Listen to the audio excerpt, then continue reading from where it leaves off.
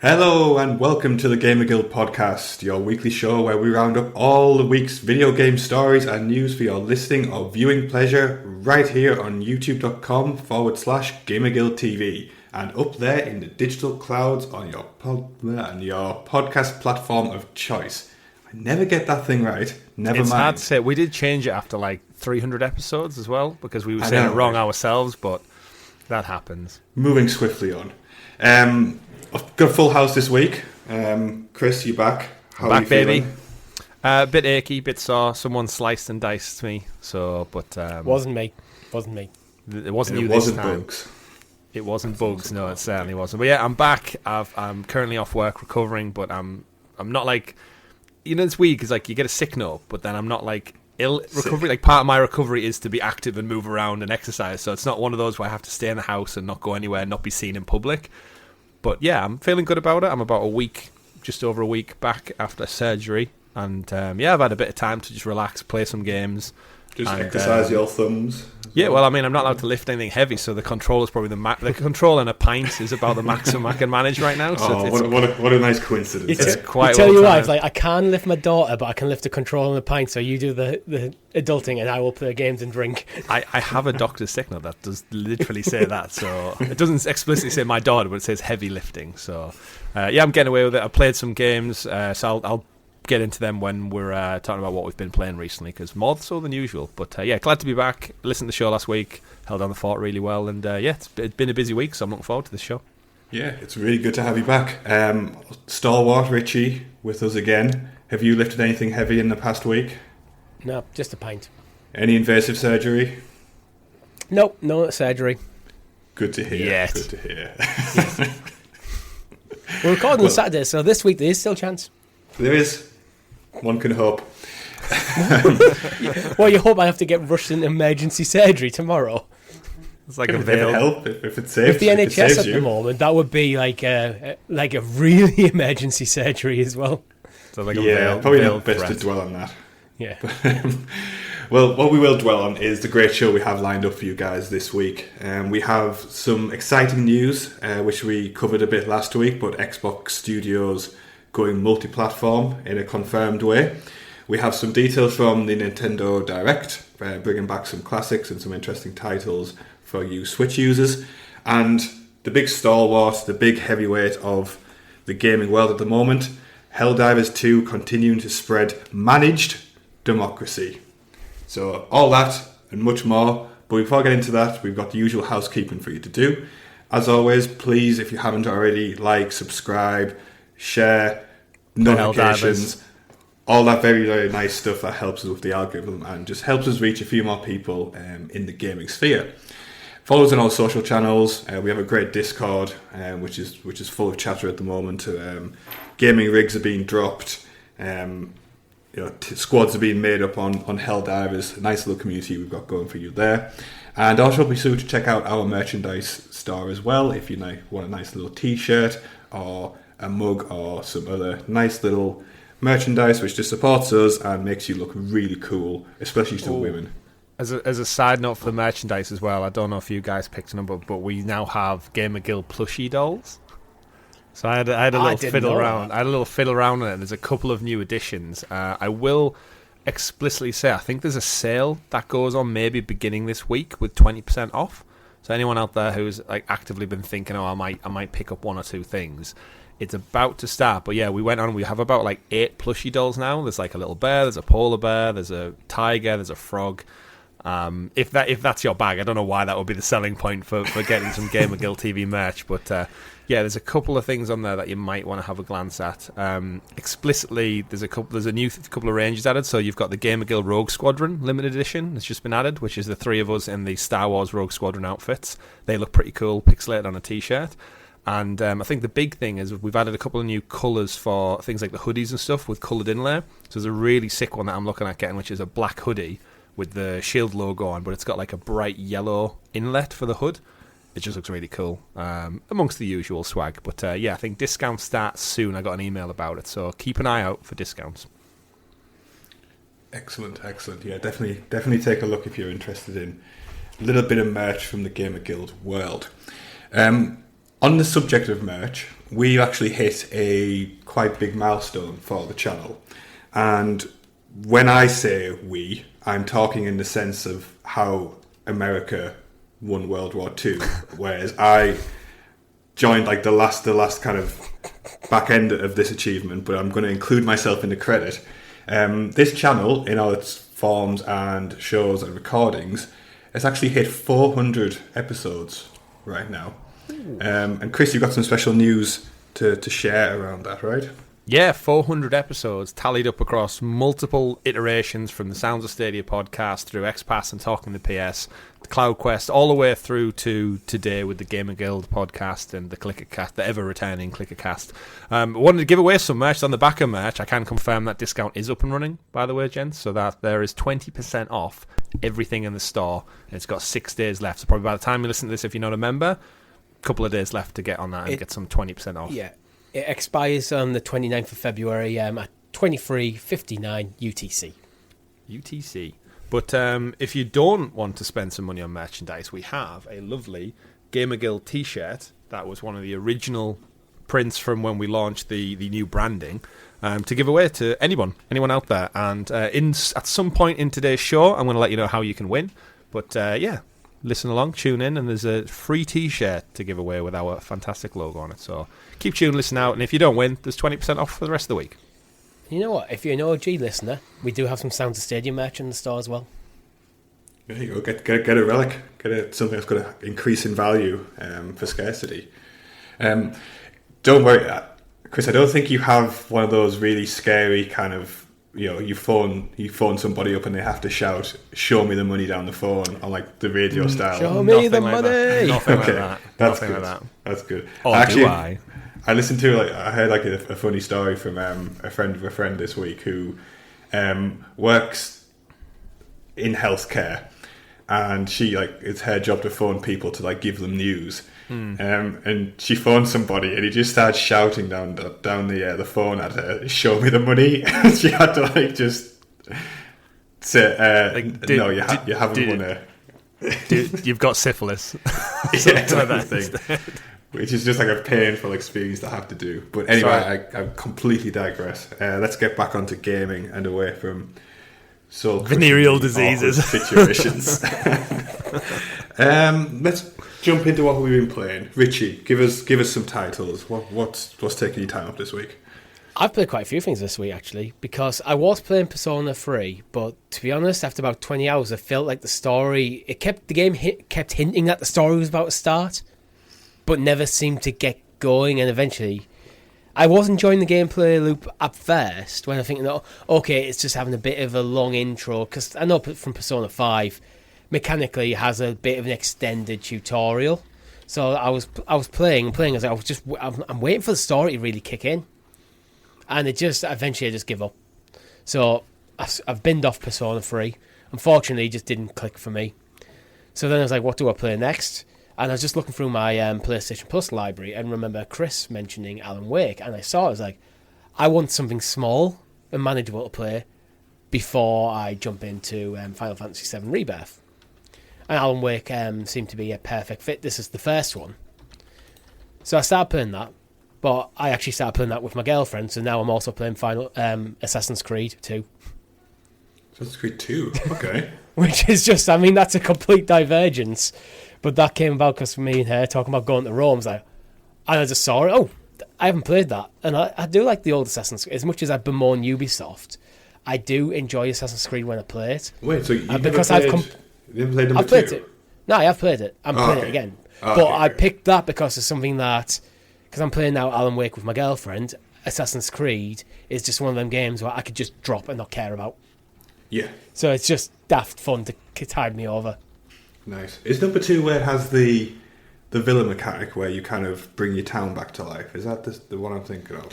Yeah, well, number 2 is where it's the first one with Ezio. That's so right, you start off as Ezio, and then you do go to the villa, and you do build up the villa as you go. Yeah, that's right. Yeah. Pretty much like the high point of the series in lots of people's eyes, right? Yeah. With Mario. The mechanics are janky as hell. I've got a few screenshots and stuff that are just quite hilarious to show kind of how rough around the edges the game was back then. but it's almost because it is an old game. It's kind of charming in a way, apart from when he just randomly jumps off a building for no reason. Yeah, you know, when you're climbing up and he just launches. Like, it's like so many times. Yeah. I still love the sentence. Like, I still love the sentence. Oh, you know, it's me and Mario. No, it's like I got 20 hours into a game and the story just didn't go anywhere. Like that's a ridiculous thing to like. Well, to say I know Persona is a bit of a slow burn to get going. That's why I give it that long, because it's can be quite complex mechanically with the way it works. So I thought, it's keeping the story very light and hinting at planting a few seeds, introducing characters, whilst getting you through this kind of getting you into the gameplay loop. But then the main narrative just never really seemed to pick up. Like, I still do not know any antagonists. Yeah, like none, just none. It's not like it's not a single character that I've been introduced and go, that guy looks to me like he's going to be an antagonist. I've got nothing. Yeah. That's how dead the story is. Yeah, that's how dead the story was for me. It may pick up eventually. I might be only a couple of hours away, but eventually I was just like, I've given it a good shot, and it just... Yeah, I mean, 30 hours to wait for a story to happen, it seems a bit excessive. I think you have to remember, though, with Persona 3, it was originally a PSP game, so that might have been by design, where it's people expecting you to play more while you're commuting and stuff.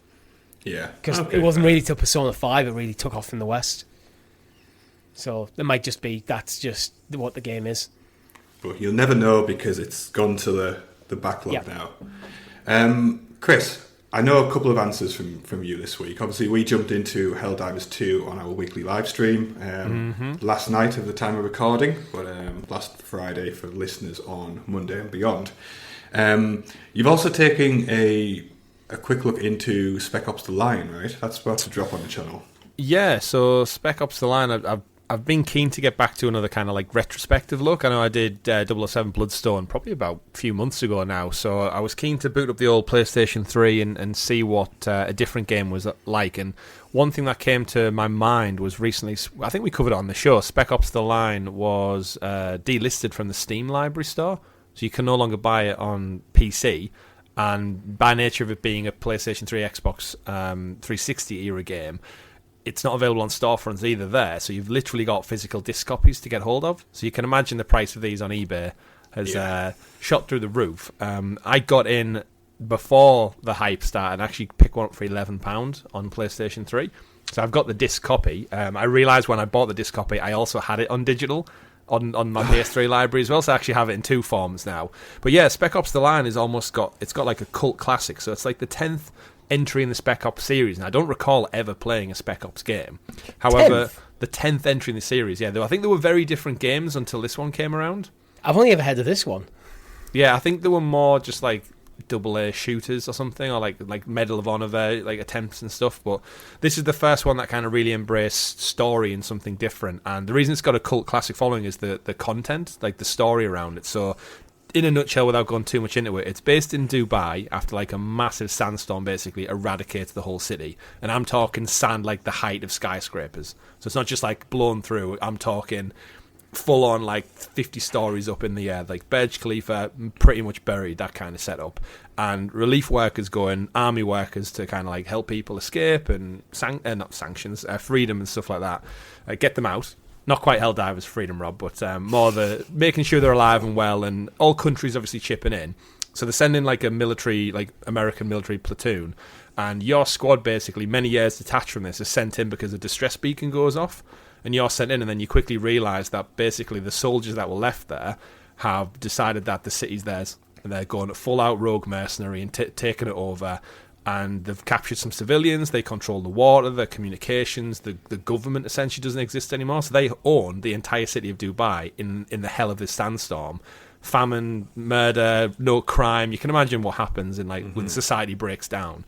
And you go in there, voiced by Nolan North, the main guy, so it does feel almost like an Uncharted spin-off. It's like Nathan Drake's early years when he was in the army and learning to shoot and kill. But yeah, it's over-the-shoulder third person. But the kind of story, because it gets into it, it's like American soldiers killing American soldiers, and I think the game got a bit of like a wash to the side because the market kind of didn't like the story, because you can imagine you would get quite defensive if you were in the military. Or if I remember rightly, like after like 9/11, everything like Call of Duty, Battlefront, everything Battlefield, kind of Medal of Honor kind of went very kind of jingoistic in some ways towards the Americans. So everything was set. The Middle East was the bad guys, Americans were the good guys. Where Spec Ops, if I'm thinking 2012, rightly, wasn't that the one that whereas actually went, no, we're going to be a bit more truthful to the reality of war. So like this show that ambiguity, like bad shit happens. Yeah, there's a good obviously there's no sides necessary good, no sides necessary bad. It's like survival tactics. So like when you get in there, like when your platoon shit hits the fan, it's almost like they actively talk about saying like we're killing our own soldiers, but then it's like but they're also shooting at us, so we need to survive. And then there's some decisions that you have to make. The game forces you to make, and there's stuff that happens with like phosphorus gas and everything. That's again we all know isn't used in warfare. It's the white phosphorus. That's the thing I remember. So it's heavily like criticised, but it's telling a really compelling story. And at the same time, I can see. I think it's one of them. I think in the time it was criticised because it wasn't straight up like I don't know eagle flag and whatever full on American like war propaganda. But I think it's become a cult classic after it because of kind of the way it kind of tackles the issues and like just because you're a soldier necessarily on the good quote unquote good side doesn't mean you are a good person. Well, I mean it's kind of really treading difficult territory. Yeah, and it does it really well as well. Like I guess like the gaming market's matured a bit, where maybe it can handle those themes now, whereas it couldn't have done. You know, how old's the game now? Sorry, 2012. 12 years. Yeah, so you know, like the main audience for gaming has matured. Well, I'd hope it's matured. And the world's not in full on shock from 9/11 still. Like, out of interest, Chris, is Spec Ops the series that we used to play when we were younger, where they had like the Desert Storm? No, you're thinking Conflict Desert Storm, Conflict Vietnam. Yeah. Similar kind of gameplay, I would say, definitely similar gameplay. Like you use your squad mates to kind of like you can send them forward to take down or flashbang people to kind of help maneuver yourself around the battlefield. But yeah, the actual kind of gameplay itself is just like really fun. Definitely recommend it if you can pick this one up and check it out. It is very much like a cover third-person shooter, but for the sake of anyone who does want to check it out, it's the first looks up on the channel now, premiered today on Saturday, so like episode 1 is out premiering now. At the time of recording. Literally right now. As we start recording. And part 2 is already up for our Gamer Guild Heroes, so the members of the channel, if you're not a member, 99p, you can get episode 2 right now, watch them both back to back. Episode 3 will probably be up by the end of next week for members, so trying to get it out a little bit early for our members so they get some benefit from it. But yeah, overall it's just really fun. Story's compelling. Definitely recommend it if you've got a PS3 sitting about, because again the rarity of this game, even though it has a cult following, is arguably only going to go up in stock. And by nature of what we've discussed there, I very much doubt it's in for a remaster or anything anytime soon. So snag it whilst you can, gentlemen. Out of interest, have you checked the price? No, not now. No, so I got it like 2 weeks ago for 11 quid. Yeah, it'll be interesting to see what it is in a few months. But yeah, if that seems interesting to you guys, then have a dig around on eBay. Great game shops aren't a thing anymore doing secondhand games, as we talked about a few weeks ago. So it's gonna be a hard one to find, but good luck. Yeah, for myself, it's all been dedicated to Helldivers 2 this week. I just fucking love this game, and there's nothing more I can really say about it. Don't you laugh, Richie? You haven't even played it. You don't get to show emotion for this section of the conversation. Fine, I'll shut up. Yeah, you should. You dirty democracy-hating traitor. You automaton. Yeah. Feel bad, Richie. But yeah. Sits there with his head in shame. We live streamed it this week. We live streamed it last week. So 2 weeks on the trot. I feel like it's going to be a consistent kind of addition to the schedule, and there's also some people in our Discord looking to join the squad. So if you do want to jump in with us, get on the Discord, and we'll fight the bugs in our automaton mess together. Okay, we talked a lot about games, what we're playing, and general housekeeping. I think it's time that we jump straight headfirst into the news. So, Chris, because Richie still is not off the quiet step, could you introduce us to the the graciously gathered Gamer Guild Gazette, aka the news. The news. Welcome back, Richie. It's good to have you. Okay, as always, the news is brought to you by our guild heroes, those extra special people in our community who have decided off their own backs to just support us a little bit more with a recurring subscription. We love all you guys and we always appreciate the support. If you do want to throw your lot in with those wonderful people, then feel free. The join link is right under the video you're watching now, or hop over to YouTube if you are watching on audio services. Okay, first news story of the week. We speculated on it quite a lot last week, Richard and myself, but it's all been kind of confirmed with basically exactly what we talked about, and that is the news that Xbox has confirmed that 4 of its kind of first-party titles are now going multi-platform, and those titles are Grounded, which is hitting PlayStation 4, PlayStation 5, and Switch with crossplay from April the 16th. We have Sea of Thieves on PlayStation 5, again with crossplay at the end of April. Hi-Fi Rush is coming to PlayStation 5 on the 22nd of March, but not to the Switch for whatever reason. That's kind of an interesting, I don't know, just caveat to all of this. It seems like it's not kind of a blanket release. And then we've also got Pentiment coming to PlayStation 4, PlayStation 5 and Switch, and it actually dropped, was it the 22nd it dropped? Pretty much. Yeah, it was straight after the Direct. Yeah. So again, the 4 titles which we kind of confirmed and we covered fairly heavily last week. Chris, what's your thoughts on this? Obviously you kind of missed the discussion last week on this one. Yeah, so we knew from the Xbox business event, the podcast that they hosted, where Phil and everyone got together and kind of chatted very, very tongue-in-cheek, where it was almost like, we're going to talk for 20 minutes but not really say anything new in a weird way. And it was kind of like, yeah, we all just like said what everyone knew, but I think it did well to kind of quell the fires a little bit that were being stoked around the future of Xbox. I think if anything, it just committed to, we're doing hardware, we're doing games, but looking at the industry and kind of what we've said on this show for many, many years now, that it's evolving, and with cloud gaming and mobile and just and I think that's the key thing. I think Matt Booty said it in the actual podcast where he said games are the platform now.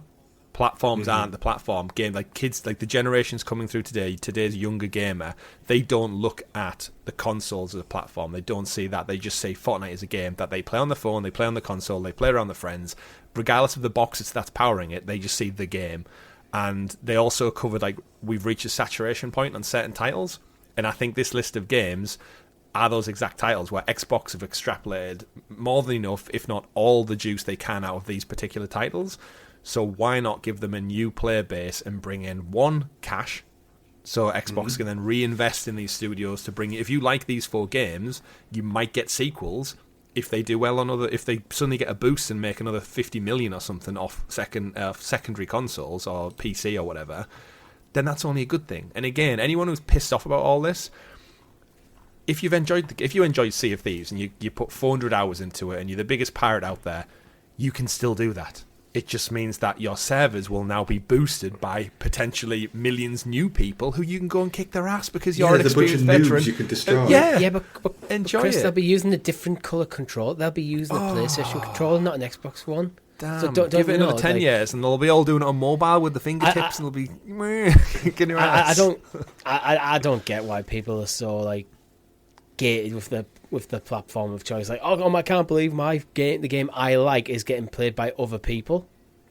Yeah, it's very true. Without going down that rabbit hole, rabbit hole, it's definitely like, I do think Xbox needs exclusives, and I think they'll have them. I think like Indiana Jones and whatever, they can be exclusive for a limited time, but as they said in the podcast, once they've reached saturation, them going multi-platform, I don't think that's a problem. I think I'd love Nintendo to do it. I love PlayStation to do it.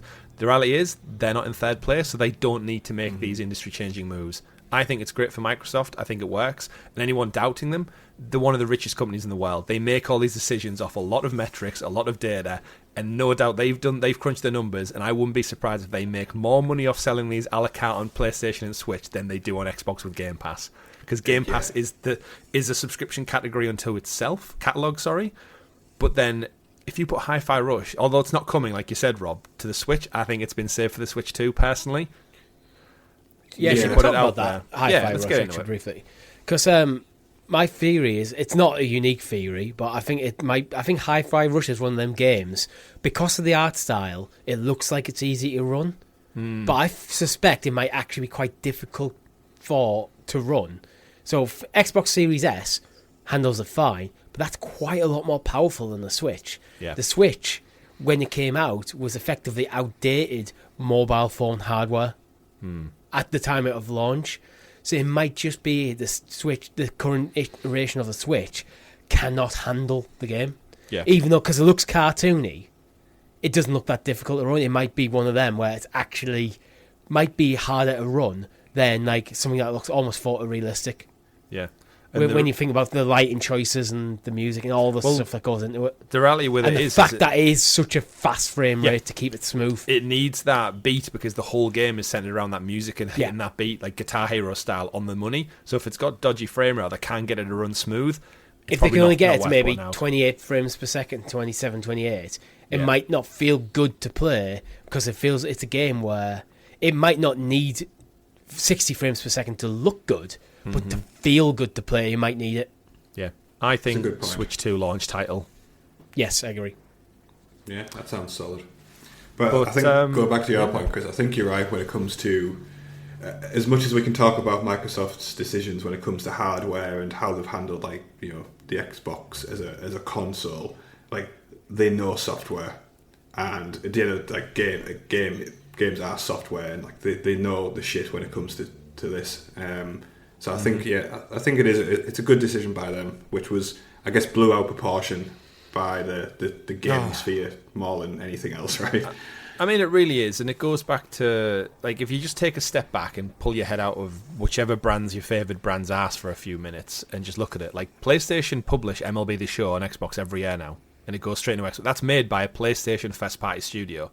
Yeah. No one talks about it, but it happens. They own Bungie, who make Destiny. Destiny's still multi-platform on Xbox. No one talks about it. And it's just almost like it is happening the other way, but just not to such a degree because Sony aren't in last place, so they don't need to do as much work. And again, if we go back to like what we talked about last week, me and Rob, it's their first big tentpole first party titles are not coming day and date to other platforms. They confirmed that Indiana Jones will not be coming to other platforms at launch. Then they stop short of saying it'll never come. It might be a year, it might be 6 months, it might be 4 or 5 years. I think it will.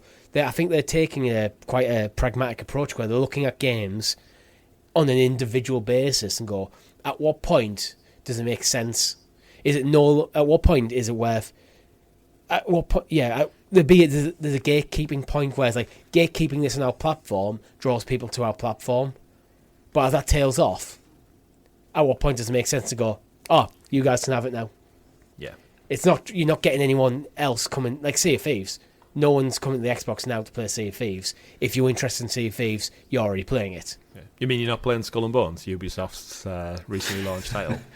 Quadruple A. Yeah. Oh, Again, yeah, I sure. would rather go play Sea of Thieves on my PS5 than Skull and Bones 100%. on my PS5. So Yeah. Yeah. go Yeah, figure it's not a good look, is it? But Yeah. And you also see legs. Get some sea legs. But Agreed. I think Hi-Fi Rush not being on the Switch is the odd outlier. However, Grounded being on the Switch, I think that's such a Nintendo-style game, Grounded. And I think with the Grounded would 120 do well. million Switches in the wild, that game's going to see such a boon. Especially because it was made by like 15 people. There's like a little side team at Obsidian, really which is enjoyed Grounded. amazing. So did I. What we played at Grounded was fun, but it's a survival game and you could lose it's one of them you could easily lose yourself into, like Power Welders at the moment, where it's like I actively choose not to play these games for too long because I don't want it to overtake my life. I've got other games I'd rather be playing. But the nice is the little, I did it with Lego Fortnite back in December, where I had like a week or two where I played a lot of Lego Fortnite and then went right, I'm out. Yeah. I enjoyed it. Now I'm going off.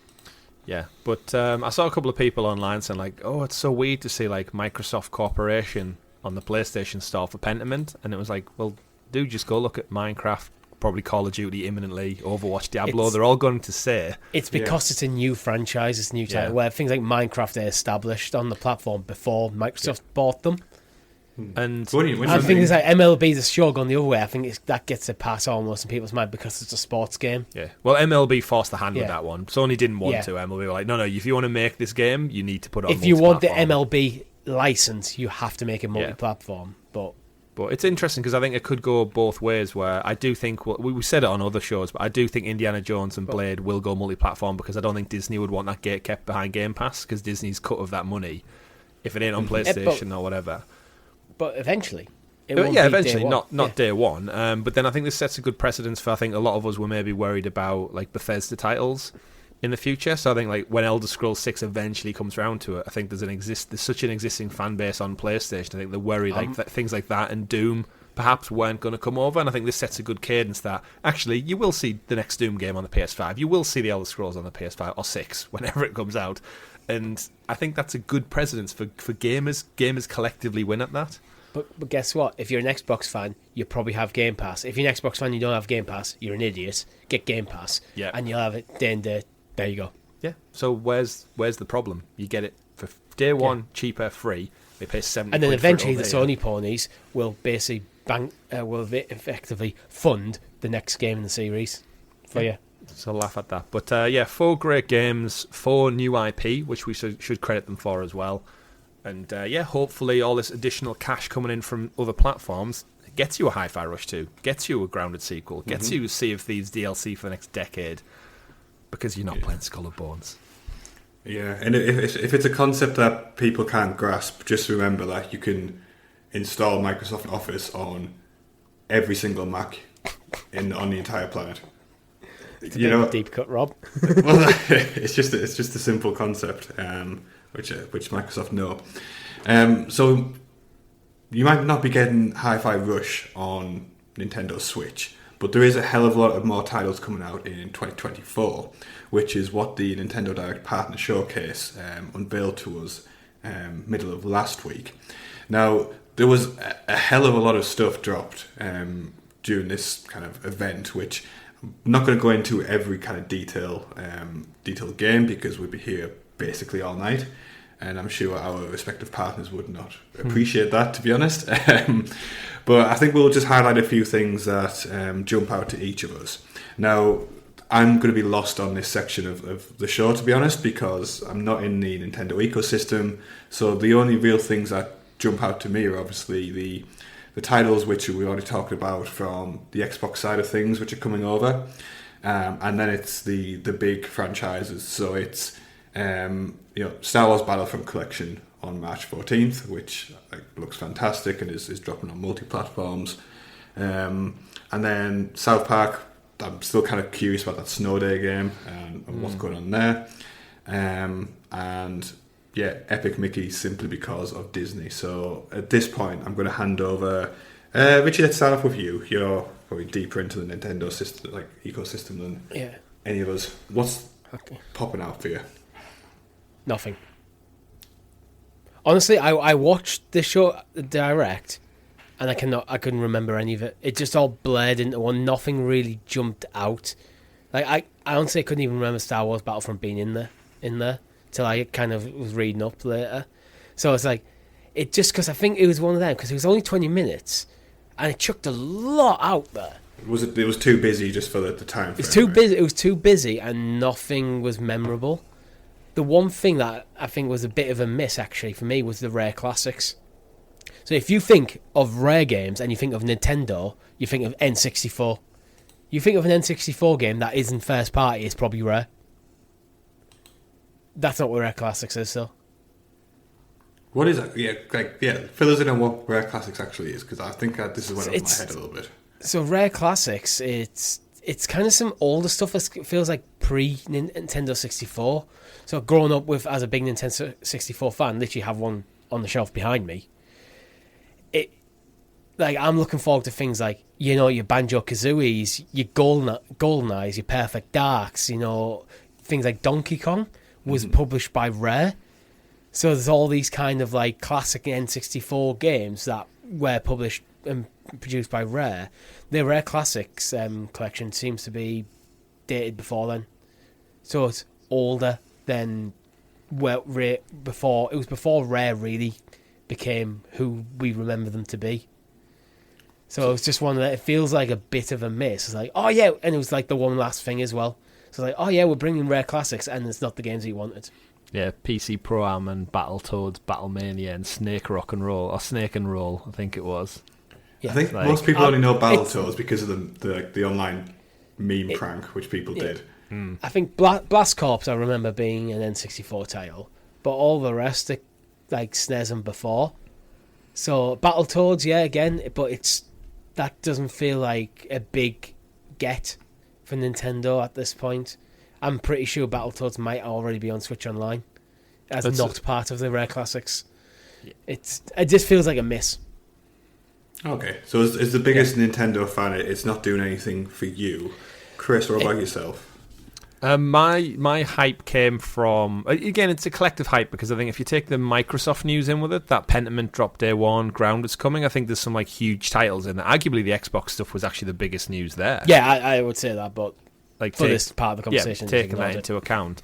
For me, I think taking a look at this, we tempered our expectations because we knew it wasn't going to be a Switch announcement, because they said front and foremost it was a partner direct, so it's like, right, okay, this is just their relationships. It's kind of like when PlayStation do their state of plays and they like preempt everyone and say, like, look, this isn't a PlayStation showcase, this is a state of play. We'll be talking about VR boring shit that you're not interested in. We'll be talking about our second buy. Suicide Squad will be there because we've got to deal with Warner Brothers for marketing. Like, it felt like one of them showcases.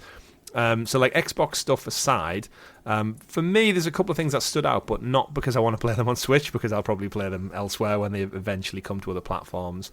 Epic Mickey, just because I'm a big Disney fan. I remember playing the original way back when with my I think me and the family had it on the Wii, and it used the joysticks a little bit. I did think it's a bit ironic that after the Disney and Epic deal that we talked about 2 weeks ago, we get Disney's Epic Mickey. There's just a bit of an irony in there with the naming convention. But this is Mickey Mouse being like what's it called? What's it called? No, because Disney don't own the rights to it anymore, do they? Public domain. Public domain, yeah. Yeah, they do. It's the original black and white Steamboat Willie version of Mickey that you can use. Every other one you'd get totally sued out the ass for. So just anyone be careful out there. But yeah, in terms of this one, it's just like a whimsical. I'd say if it was a Lego game, it's pretty much just a Lego game, but not Lego. You go around a world in a 3D space, complete puzzles, cover things in paint. So like Lego meets Splatoon, maybe. I remember playing the Epic Mickey 2, I think, where they brought back the rabbit. I can't remember what the rabbit's name was, but either way, without digressing too much, it's a remaster of essentially a older game that I think Disney are just utilising the brand of Mickey Mouse to like get probably kids and families. And if it looks cute, if it's on the Nintendo Switch, that's the right place for it. And this is one that I'd probably check out with the wife, just because we're both big Disney fans. So yeah, thoroughly check that one out. I think you said the collective stuff in there, the South Park game. Don't have a clue what this game still really is. I like South Park. I just don't trust THQ Nordic to produce a good game at the moment. That's my concern. It's very much I'm waiting on reviews, but I'm expecting it to be a flop. That's where I stand with THQ Nordic at the moment, because that tends to be what happens with their games at the moment. Yeah, I mean, a few rare exceptions. Yeah, like the trailer's not inspiring confidence in it, is it really? It seems very, I don't know, it seems about 10-year-old on the trailer. Yeah, I mean, if it's like a AA game but it's actually really fun to play, we could have a blast with it. It's a 4-player co-op game, so there could be a good stream in there or something. But it's not. It's like one of them. Just because it's a South Park IP doesn't mean I'm interested in the game, and the game hasn't given me a reason to be interested in it other than the South Park IP. If you took away the South Park IP, I wouldn't even be talking about this right now. Yeah, I don't think anybody would, right? Yeah. Snow day. Yeah. I hope I'm wrong. And then everything else in and amongst that is just a lot of, like, I would say typical Nintendo Switch games, basically, like shovelware almost. Like, I know they're not, but they just don't do anything for my tastes. Part of me, I think the reason why I was probably so kind of meh about the whole thing is I don't care about the Switch anymore. I want to know details about the Switch too. I was going to say, actually, this feels like if you're not giving me Switch announcements. If you're not giving me a big first party that turns my head, the kind of these sort of games, like I can probably pick these up on other platforms. That I'm probably not going to get put in a box like by the end of the year and just left until I find them in a few years time. That's where I feel with my Switch. It's like if it's not a big title that's going to go, you need this as a must play, then I don't know. I've almost kind of retired it in my mind a bit already. Yeah, that's fair. Yeah. But I think the biggest outlier for us all, and for me especially, has got to be Star Wars Battlefront's collection, bringing us Battlefront 1, the original, not the remake, and Battlefront 2, with 64-player online multiplayer, all the original maps, the bonus content. And this is just kind of it has me in two modes. Like, one, these games are absolute classics. I spend so many hours playing these, like just with my brother with Galactic Conquest mode, which is like the skirmish campaign, the story campaign, reliving like Order 66, playing as the troopers and the heroes, just absolutely amazing. And then it also makes me begrudge that EA messed up Star Wars Battlefront 2 remake with so many microtransactions that game isn't just a platform. Like, how is Star Wars Battlefront not just a platform in the same... It plays well. Yeah, like we're playing, like me and Rob are raving over Helldivers at the moment, and like we're talking Star Wars here. Like Battlefront, we said time and time again, Richie, on other shows that Battlefront should be Battlefront Galaxies or whatever you want to call it, and it should just be when the new Mandalorian drops on Disney Plus, there's a Mandalorian season with all the Mandalorian kits and armor, and you fight on Mandalore, and that's the cool thing. When there's a new movie coming out, it ties in with that. Different pack drops and bonus XP weekends, different maps, and just going through the entire saga of Star Wars, there's enough there. And also the game's fun as hell, like hero mode and playing as the troops and everything. It's so fun, and yet they fucked it up that much that they've decided to go back once again and repackage the originals, which are timeless because there's no microtransactions. That's why they're so good. Do you know something as well, Chris? We actually have a launch date for that. It's 14th of March, and it's not on Switch only. You can get it on PlayStation or Xbox. Exactly, which is where I would prefer to play it. Yeah, 100%. That's what I mean. It's like, even if I was interested... I'm not really particularly that... I don't have any real history of Battlefront, so it's not like one of them that's jumping out to me as a nostalgia thing. But because I know it's coming to PlayStation and Xbox, I think there's a good chance down the line this comes to Game Pass or PlayStation Plus. Yeah. So because I don't need to play this straight away, I can wait. I can buy my time. And it's only likely to get cheaper. It's £26.09 at the moment as a pre-order on the PlayStation Store. It's actually on sale with PlayStation Plus 10%, so it should be $28.99. So, but I think that's only going to go down in price. Yeah. I mean, shout out to the campaign on Battlefront 2, the 501st campaign. That was a brilliant. What, the original Battlefront 2 or the remake? The original Battlefront 2. So you start off as a clone trooper for the Republic, and then you follow like Vader's regiment as they turn into stormtroopers, which is like really, really interesting. Yeah. So good. But yeah. Because in the second Battlefront 2, there's actually the story campaign generally has some really cool moments in it. Mm-hmm. But then there's a section in the middle of the story where it almost switches to like a hero of the week thing rather than playing as the original character through the story and continue ahead story throughout. You suddenly like, oh, now you're going to play as Lando, now you're going to play as Luke, now you're going to play as Leia, now you're going to play as Han's. Like, it feels like almost wedged in there. When they could have Wedge is probably in it actually. His Antilles in there. Yeah, but it was like, but Battlefront 2 is worth playing. Yeah, both versions actually. And 6 hours detached from our earlier conversation, Richie. Iden Verso is the lady who I was. Iden Verso. We were literally talking about this earlier in the pub. Yeah, from Project Ember, I think, was the Emperor's plan to basically keep the Empire alive after his death, which is like such a cool concept. And then we got the first movies. few missions. You have the first few missions of her story, like, oh, I'm actually interested in this character. Then it goes away from her for like half the game, then comes back to her at the end. It's like, why didn't you stick with her? You created a cool character. It is a cool concept, but it's I could see if the price is right or it's on a Game Pass or something. I could see that being our May the 4th Star Wars stream this year. Mm-hmm. Go back to do some classics because we've done Jedi Fallen Order, Jedi Survivor. I think we did Battlefront actually 2 maybe last year, but I think going back to the classics would be great. We streamed. We've it definitely at some played point, it. Yeah.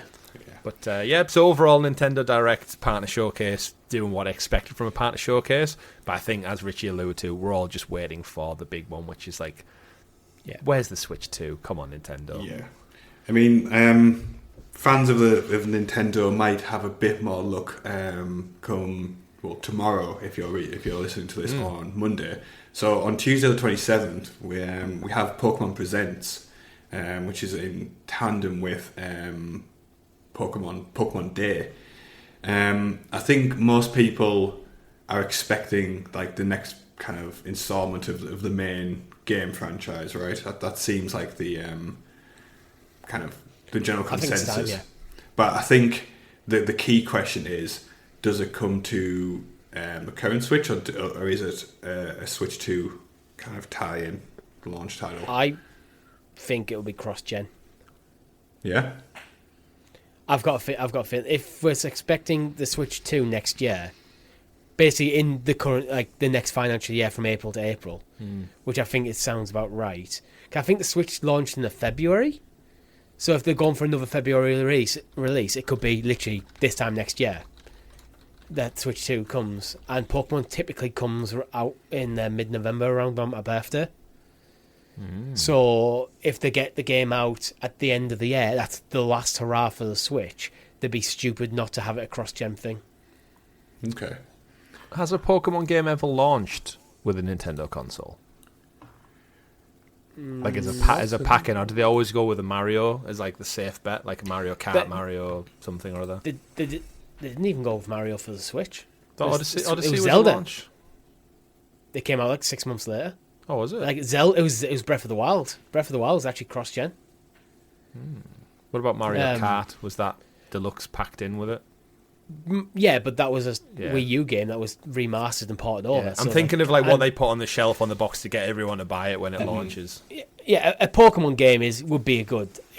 I don't think there's a precedent off the top of my head, but if there is, it's a smart move. It's like it is the biggest media franchise in the world, so it's not exactly a bad move. Yeah.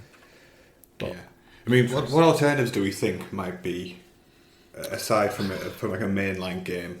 Because it's only been, what, is it 2022 was the Scarlet Violet? Yeah, they've got a couple, but it used to be every year. It used to be in every year mainline. So they've got a couple of SKUs. You've got your mainline games, you got your remakes, where they're slowly been remaking every title, where last time it was Diamond and Pearl, so the next generation will be Black and White, which were Nintendo DS titles. So that's two SKUs. They've got the Let's Go SKU, where they've only done Pikachu and Eevee. They could do a Generation 2 kind of remake through the Let's Go thing.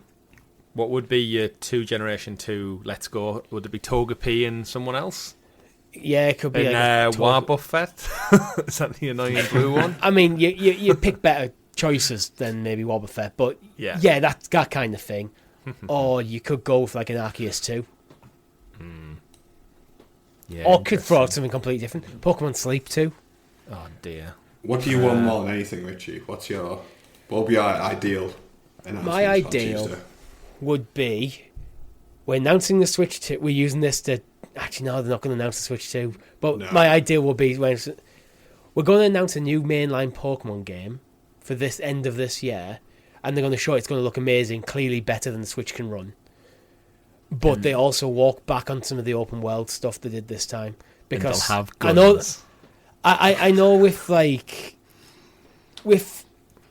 Pokemon it's always kind of been a bit open world, but I think I found Scarlet and Violet too open, and I found my Pokemon getting massively over leveled as I was exploring the world, and I ended up not completing the game because I just got bored because everything was one shot kills, and I felt the balance was off. And that's before even taking the glitchy brokenness of the game. I felt fundamentally the design of the game just didn't work for me anymore. So they have some work to do to kind of win your favour back almost, would you say? Well, I am a lifelong Pokemon fan, so it's not going to be a huge amount of work to win me back. But if they show me a game that gets me excited, I'll buy it. Fair play. What about yourself, Chris? Yeah, I'm solely in the Pokemon camp when it comes to reasons to own a Switch. I think that for me is like, it's the portability factor, but then also like Pokemon. And I was burnt a little bit on, as Richie said, Scarlet and Violet, where it was full of that many bugs. And I'm not talking about canopies and wheels and whatnot, actual like game breaking things where I just lost interest so quick. I think I got it for that Christmas, and my intention usually is like, I'm going to play this and just sit down. And then I got past like maybe the second gym or the main area, and I just waned on it, and I was like, oh well, okay, I guess I'm done for it. And usually Pokemon for me lulls for a little bit, and then it'll come back with like a mega hype, and I'll go out and buy the whole 25th anniversary collection card pack and all that. For me, I enjoyed Brilliant Diamond. I think I got the Diamond one because I never played them before on the DS. I think for me it would be Black and White remake, because that's like my cadence is I never had a DS or a Advance, so anything beyond Red, Blue and Yellow I had like this big massive gap. So having a polished remake version of that of Black and White for me would be like, that's the next step in my logical reboot playthrough of the Pokemon series. And back to what Richie said, because they are more old school, they're probably more fun compared to the modern ones for me anyway. I feel like Pokemon, Nintendo sometimes do this weird thing where like 10, 15 years ago, everyone was screaming, we want a massive open world Pokemon game. And then they finally did it after the point when people are getting to the point where we're sick of massive open world games. And I feel like the older games are a bit tighter because you can't access the whole world immediately. You have to there is more of a tighter narrative throughout that you have to play through. But yeah, I'd be up for Black and White remakes as well. Aside from games, do we think maybe Detective Pikachu 2 movie stuff? I feel like it's been a good while, and Ryan Reynolds is set in Wrexham.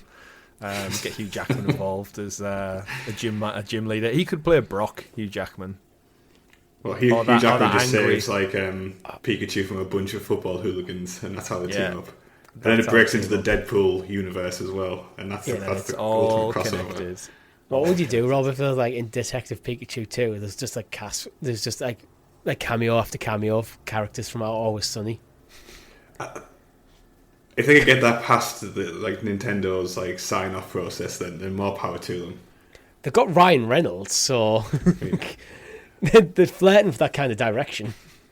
I'd love to see like Dennis just turn up and try to seduce a Jigglypuff with his system. Frank just climbed out of a couch in the background of a shot and he's just not interested. Or just climbs out like a Kangaskhan or something. No.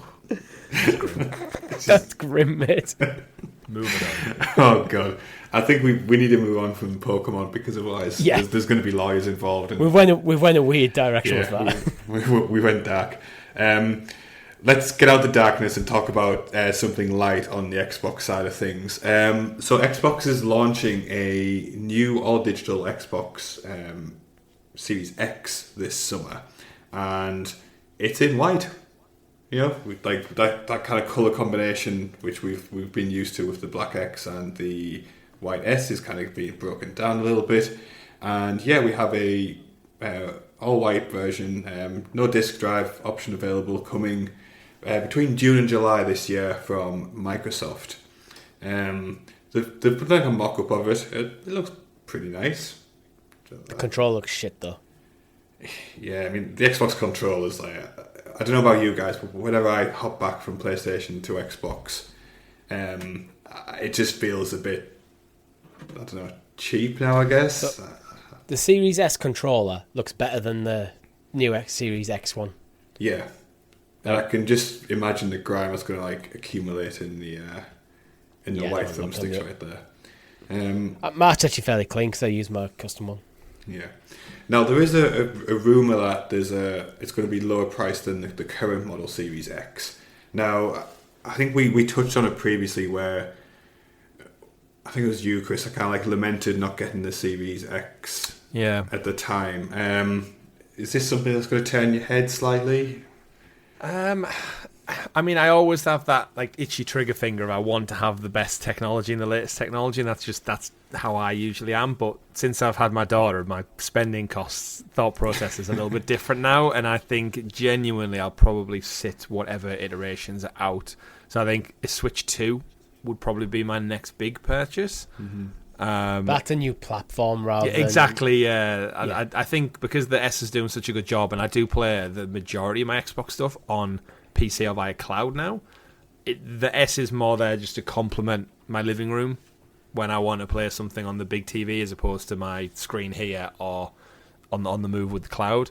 So, and because I'm not that much of like a graphics snob when it comes to it, I think it's great that they're doing it. I'm no doubt just a new marketing push. We know this was leaked anyway, the cylindrical Series X. I know this is a mock-up of a white one. I'm surprised. I would be surprised if it's not the cylindrical one we saw leak from all the Xbox stuff from the FTC court cases. I think, or we might see both. Who knows? You might see the black one as a cylinder and the white one's the cuboid. Yeah. Who knows? But again, I think it's another marketing push. I think it has to be cheaper because it's older tech now. Mm-hmm. And if they keep at the price point in third place, it's risky business. But I think I'll be keeping my money close to my chest maybe until whatever the next new platform becomes. Like Richie said, I think Switch 2, inevitably a PS6, and whatever Microsoft's next thing. Because I think I'll always have the cadence of probably owning all three at some point. It just depends when in the cycle of the generation I pick it up. So, but yeah, I still do lament it. I do wish I had an X, but my S is doing a great job so far still. Yeah. I think I'm the same. I don't know about you, Richie, but I think the Series S is enough for me on Game Pass. Yeah, if it was my primary console where I play most of my games, I think I might have been swayed, but I still find myself leaning towards the third-party games on my PlayStation. So yeah, I just don't. I can't justify the price of it because I'm quite happy with Series S and taking that slight step down in quality. Because my Series S is basically my Game Pass box. Yeah, I think for me that's all it's ever going to be. Yeah, that's why I bought it. So and I'm very happy with it. So there's probably an interesting conversation to have for all of us when it comes to our all access contracts being up and our 2 years runs out, and it's like, well, do we pay for Game Pass at £12 a month, or for an extra £8 you could just get this white Series X and keep paying for another 2 years? And then in my mind, I'm like, well, I'm already paying for Game Pass, and I'll probably keep Game Pass. So then for another £8 to have the latest bit of kit sat in my living room for another 2 years, sell my S, make some profit back, and then I'm basically running down another 2 year cut. Like you do with your mobile phones, you just have them on a continuous cycle. Yeah. And then this is Microsoft, I guess, getting money in a different way, in a different medium, where I think all three of us are all access users, right? So we're all tied into that ecosystem for 2 years anyway, and the same with mobile phones, is you want people to just re-upgrade, essentially. So they might have me with this console, and I don't even know it yet. All access it's not necessarily. That's not really a subscription to Microsoft. That full subscription is paid up front. Yeah. Then we're in debt to Klarna. Yeah. So it works. So else, Microsoft have got the money all up front because Klarna paid them. Yeah. But yeah, like you said, it could. Or however that works, but yeah. And I could just go. I'll get that email that says, "Oh, you're 30 days out from the end of your subscription," and I go, "Well, shit, I kind of want to keep Game Pass," so I go, "Yeah, fine, give me the new X, and I'll just plonk it down next to me." My intention, as it stands, is to keep Game Pass Ultimate, but I will not be adding another console onto that price because I don't feel I need. Because again, I'm only usually playing on a 1080p TV or screen anyway, so I don't feel the need to get another console to upgrade to the X. Yeah. Because a lot of the graphical improvements I'm just not getting anywhere because of display issues. So it's just not worth the investment for me. I think that's fair. Yeah. So yeah, I think we're all pretty. It looks nice, and it would be a nice addition if you're new to Xbox. But I think we're all kind of happy with where we are at the moment. Jumping back over to the blue side of things. Final Fantasy VII Rebirth the reviews have started dropping for this game, and it's looking pretty universally praised. I think at the time which we're recording, it's the top reviewed game of 2024 according to Metacritic's aggregate system. Generally speaking, it's like all reviews are saying there's a couple of polish points that could be done, but in general it's a very faithful adaptation, and particularly noting the places where they've chosen to depart from the original narrative have been praised as places as done very well and done very balanced to kind of enhance the gameplay and experience. So yeah, it seems like what we all expected to be a really kind of worthy addition to this remake series has hit. Richie, I think you're most excited for this, right? Yes. So as it stands at the time of recording, it currently has 119 reviews on Metacritic for the PS5 version. It's currently sat at a Metascore of 92. Which, yeah. Yeah, and I really, really, really enjoyed Final Fantasy VII Remake. So the fact that it's coming out and it just pretty much seems like a slam dunk. Maybe a few polishing issues as like reviewers got early access copies, which might be fixed by the time people get their hands on it. Because that's something that Square have actually talked about. If the only thing reviewers are picking up on is a few little bits of polish here and there, yeah. I mean, like 100%. I was 100% in anyway, but it's nice to go. I'm all in on this game. It's like 92 Metacritic. Yes, I am. Give me this game, please. Yeah, I think the only slight in terms of an outlier, GameSpot is the outlier, and they give it 8 out of 10, which tells you how like the standard is for the rest of the review kind of platform. So this drops on the 29th for PlayStation 5.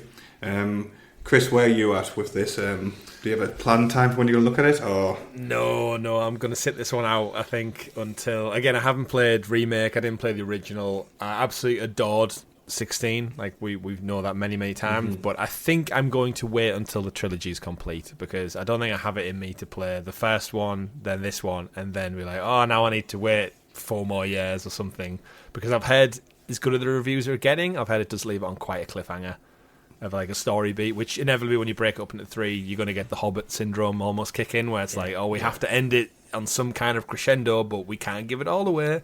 And having not played the original game, I kind of don't want that lulling over me for several years. So when we get like the ultimate trilogy package, which is no doubt going to be one of the best trilogies of all time on PS6 or whatever it'll be, it's the way it's shaping up. Yeah, I'll enjoy it then. But I'll admire this from a distance for a few more years and then bite the bullet on it. But I'm happy for everyone enjoying it. Yeah, I'm going to wait for the trilogy to drop, because I haven't played the first one. I'm a big fan of the original, and I just want to experience it all, as one story as I remember it. That's going to be like a 300-hour experience. You do realise that? That's fine. So that's maybe when I retire. Fine. Yeah. So that's all good.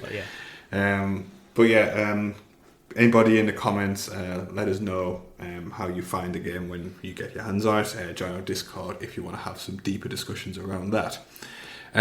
Next up in our list of stories, all I have here, Chris, is now I don't know how to pronounce this. Is this Begone or is it Begone? First impressions. It says Begone, but that's more just so you guys don't know what I'm talking about. But I'm going to use this opportunity to actually talk about the giveaway that we mentioned earlier on in the show. So for those listening, watching along, you've been doing so for just over an hour now, so you've stuck it out. So the T-shirt that we mentioned, the GamerGuild T-shirt, you folks are now in with a chance to win this, and all I want you to do in the chat is leave a comment on our YouTube video. If you listen on podcast services, you're going to have to head over to the YouTube video, because that's how we help the algorithm. We force you to comment anywhere.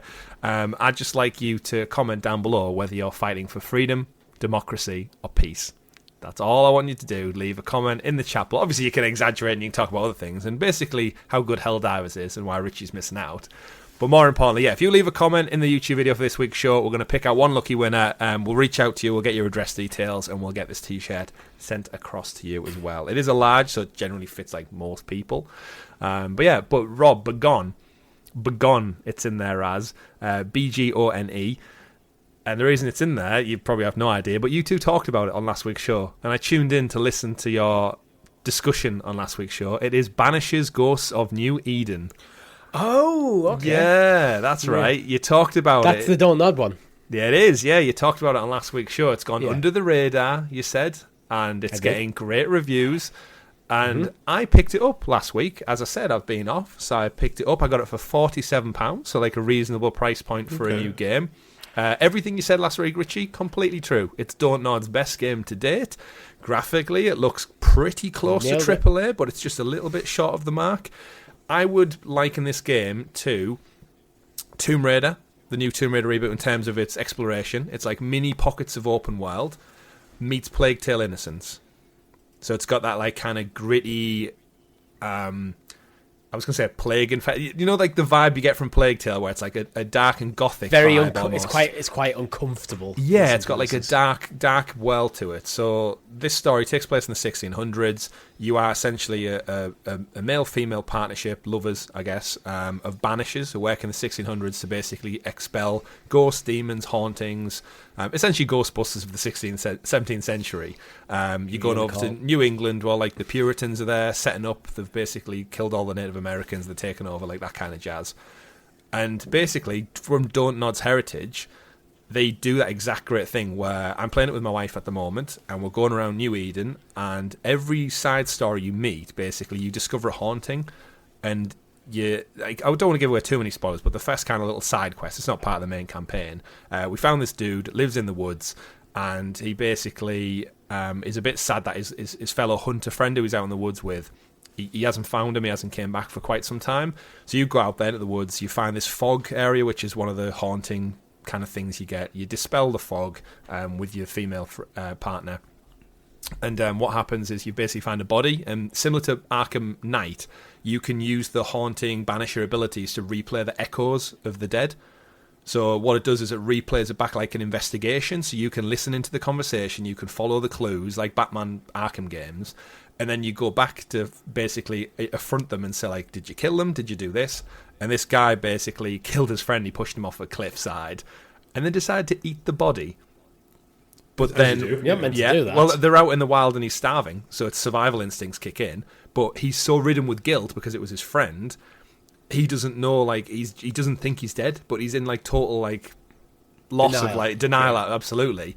But then you have a chat with the ghost, and the ghost is like, I was going to kill him anyway, so I don't want revenge or anything. I was going to kill him if he didn't kill me first. So then you go back to the guy, and you're like, dude, you need to admit what you've done, and you get the option to basically kill him, steal his essence, or banish the ghost, or let the ghost ascend.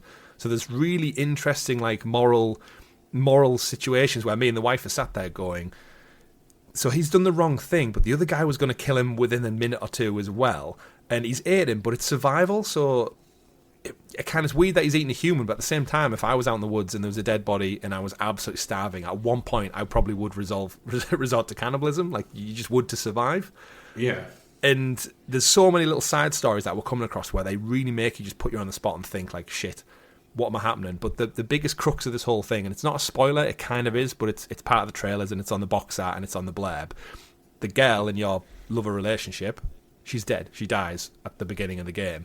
So when we're having these side missions, when you can banish someone, the essence can bring your partner back to life. So I'm saying to my wife, I'm like, if you died and you and me were out there, I would want to bring you back to life 100%. So all these fuckers out there eating people and killing people in the woods, I'm killing all of them. But then when you're in the moment, you have to make that decision. You're like, well, he was kind of trying to survive. And they have like really nice characters, like Don't Nod, dude, great with Life is Strange. Mm-hmm. You buy into the story and like, oh, they don't deserve to die. This person was abused by their partner. This person was on the run from their parents. Like all these like little tiny side stories really making me think. Gameplay is super fun. Well, looks gorgeous. And for £47, this is an absolute bargain. I think it's terrific. I can't recommend it highly enough. I'm having a great time with it, and kind of similar to you going to Plague Tale, Richie, or jumping on Alan Wake now. It's got that like you could probably play it really, really good with a partner, or you could enjoy it really good solo. It's got a skill tree. It's got its mechanics. You're fighting ghosts and demons like God of War style. They pop up out of the ground, and you're like, oh shit, this is a alpha demon or whatever it is, and you fight them, and they possess wolves in the woods and stuff. So there's a bit going on, but basically the whole town's overtaken by a big nightmare. My guess, I haven't got there yet, but it's because they killed all the Native Americans, and the entire plot of land has basically this big stank of haunting on it, of like mass murder and shit. Okay. But yeah, so Begone is Banishers, Ghosts of New Eden, and it's great. Good flag, Richie. I'm going to be honest. Yeah, you go, Richie, I don't know. because I have a dark thing. It was one of them things like last week. It's like I was looking at it, I was like, if I saw the reviews and like I've not had the internet seems to be quiet on this game. It's like, but with Don't Nod, I know how good they are at storytelling, especially emotional storytelling. Yeah. I was like, I'm sure there's something in this game. I just had a feeling that there's something in there that I want to highlight this game, because it did feel like that was just getting overlooked unfairly, almost. It's Focus Entertainment, and they tend, as the publisher, and they tend to not do like many big marketing pushes. They tend to see it as like a slow burn win, like with Plague Tale. I could see it going into GamePass some point soon where it get a good boon. But yeah, like they just find the little facts and stuff. Like me and the wife are going through, going every little fact we find a little bit of evidence. We're reading like the memos of stuff of people, and we're going, they haven't done this, have they? This isn't what this is. The little colonial guy hasn't done this. It's like, oh, he's not done that to the kids, has he? And it's like, oh shit, I think he has. And then you have to make those decisions. It's like, fuck you, asshole. But also, and it's really. I don't know if it works the same if you play it on your own. But that moment where the screen pauses and goes, what's your decision? We have like a 10-15 minute conversation about like what the decision should be, and it's a mixture of Telltale and Don't Nod at the finest. And yeah, the game's great. You know what? I think there's something similar with Alan Wake, where I'm playing at the moment with my girlfriend. I think I'm enjoying it more because I'm playing with her, because we are talking about what's going on in the story and like trying to piece everything together. Yeah, it adds something. Like on the subject of decision making, I've spent like the last minute, like debating in my head. If I had to eat a part of Richie, what part would I eat? Assuming he's dead, obviously. Fucking hell, Rob. What would you do though, Chris?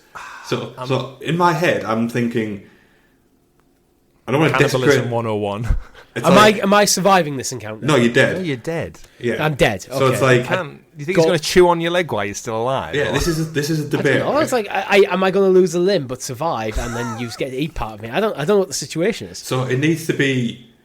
Obviously, it needs to be edible, okay? But also, like, I feel the further, like, from the extremities you get, the more disrespectful it is to your body.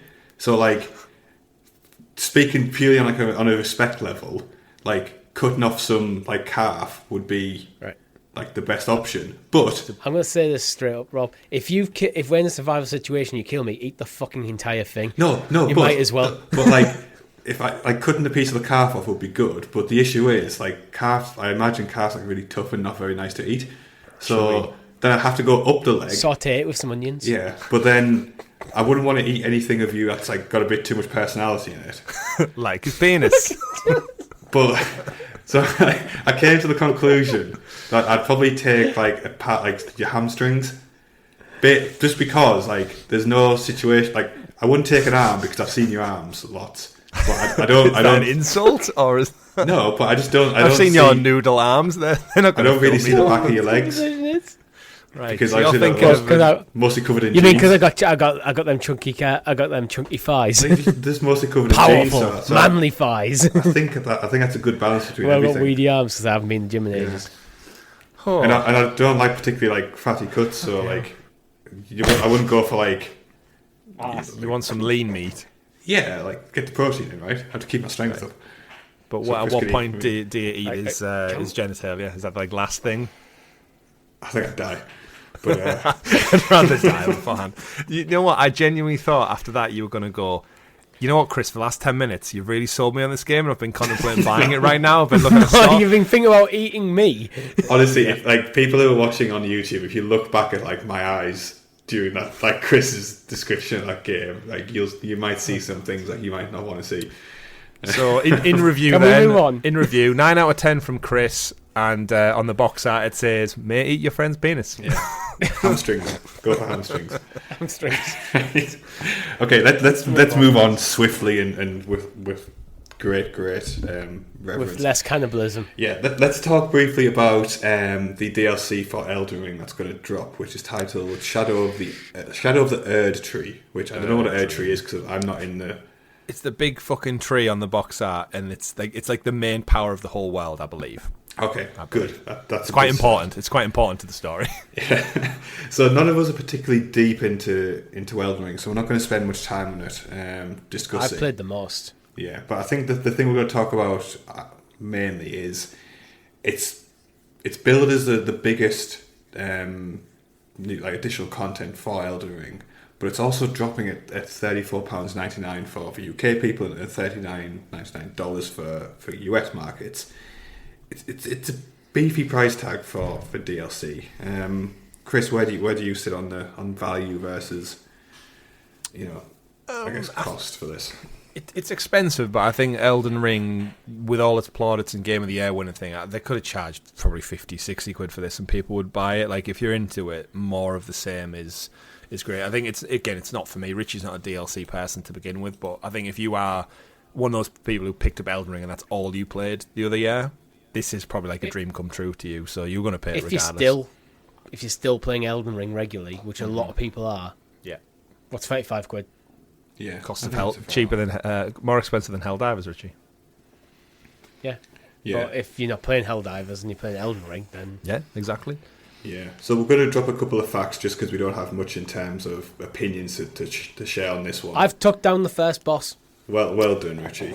Well, you'll be on camera. Well, in that case, you'll be glad to hear there's going to be 10 additional boss fights in the DLC, which takes part in a completely... That's only £3.49 per boss. Yeah, right. It's not bad value. It's on an entirely new map, which is larger than Limgrave, which I assume is the original. There's the main one, yeah. Setting, right. Okay, cool. You've got 8 new weapon categories. Difficulty isn't slouching compared to the original game as well, so you're going to be challenged in the same way you expect to from the base game. There's no additional lore from like the George R.R. Martin, who did the kind of the original, I guess, world building for it. But it is going to lean into things he's already prepared in his past tenure. And then the final thing is field and dungeon areas are, I guess, more seamlessly connected. Because I know that was one of the very few criticisms of the past game, which is you could definitely tell when you were entering dungeons as opposed to the open world. So for your Elden Ring fans, there's a lot to go after. $34.99. When's the release date for this, actually? Based on what you've just said, I think that's actually quite a bargain. If it's pretty much as big, if not bigger, than the original game, has substantial bosses plus other content, and general some quality of life improvements, that feels like an absolute bargain, really, to be honest. It seems like good value, and it's coming June 2024 for Elden Ring fans. Another good value title, which you'll no doubt have heard us talking about, even playing for the past couple of weeks on our live streams, is Helldivers 2.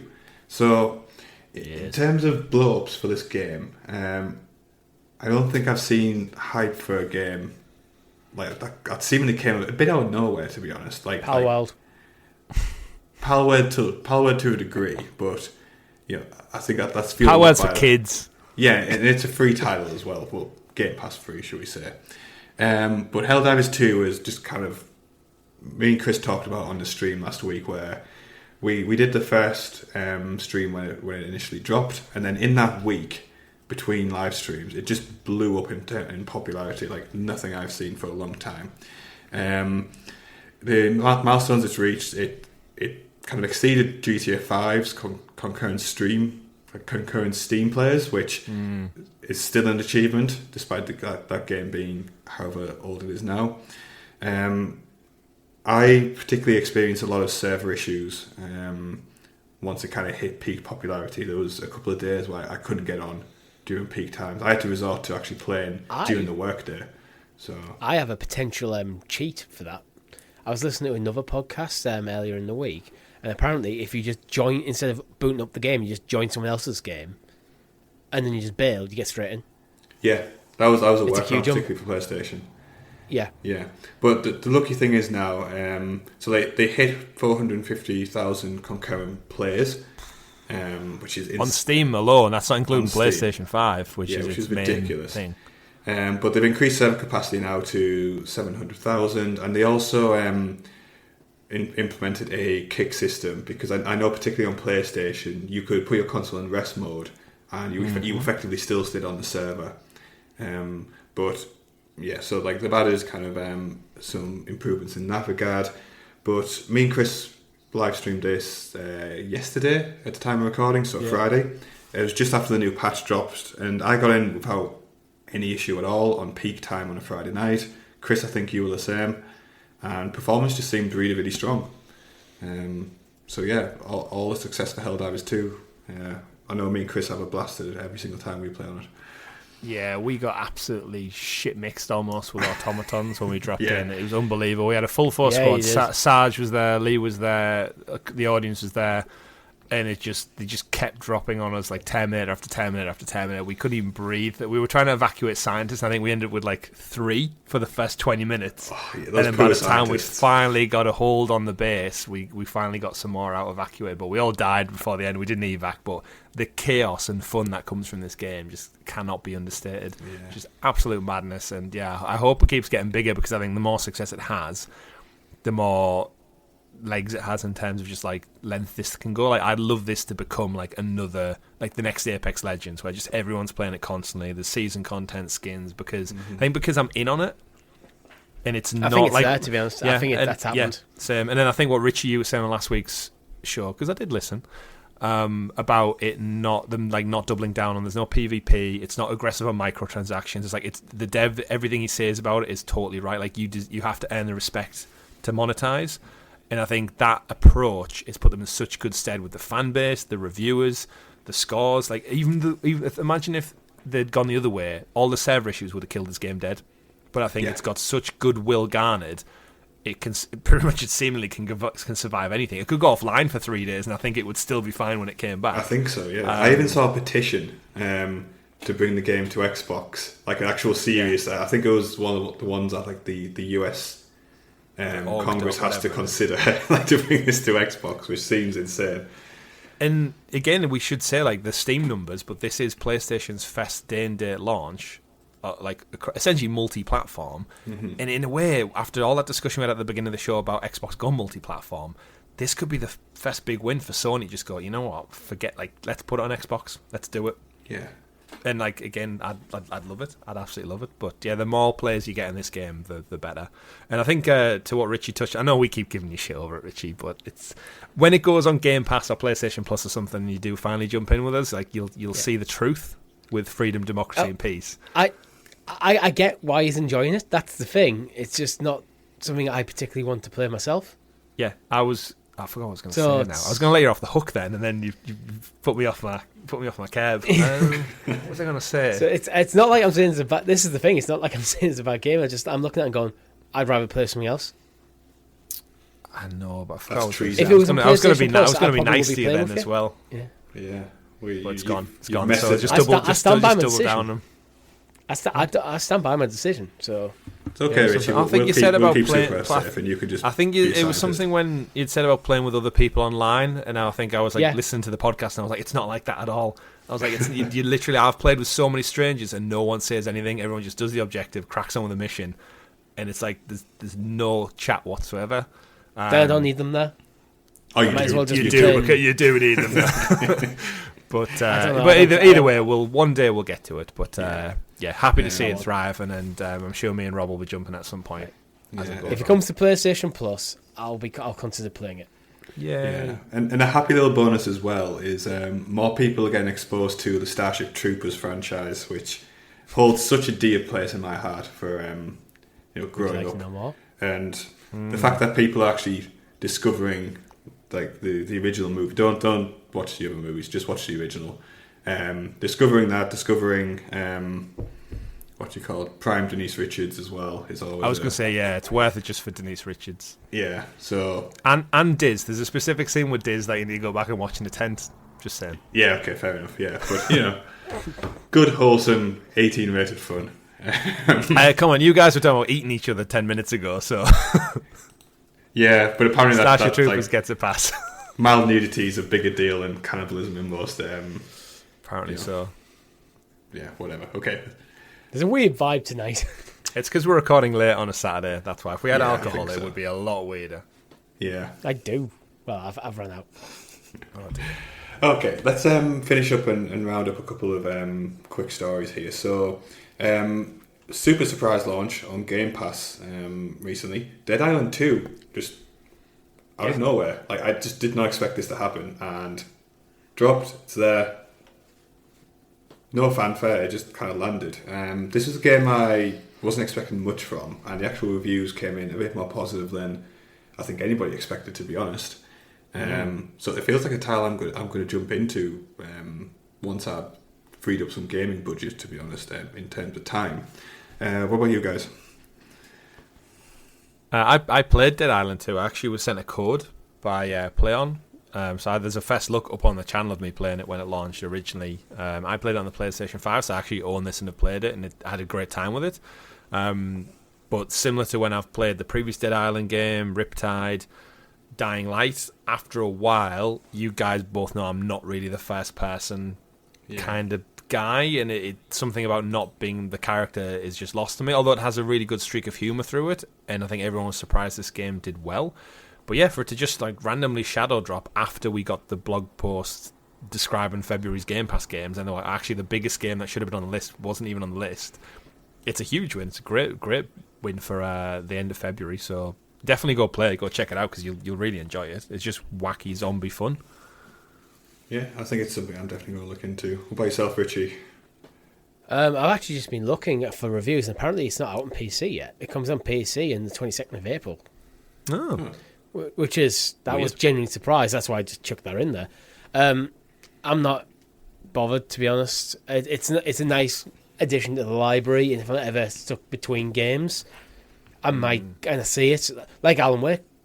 How recently I jumped into Alan Wake based on Chris's recommendation. I was just flicking through the library for something short to just kill some time on. Yeah. So it might be for me.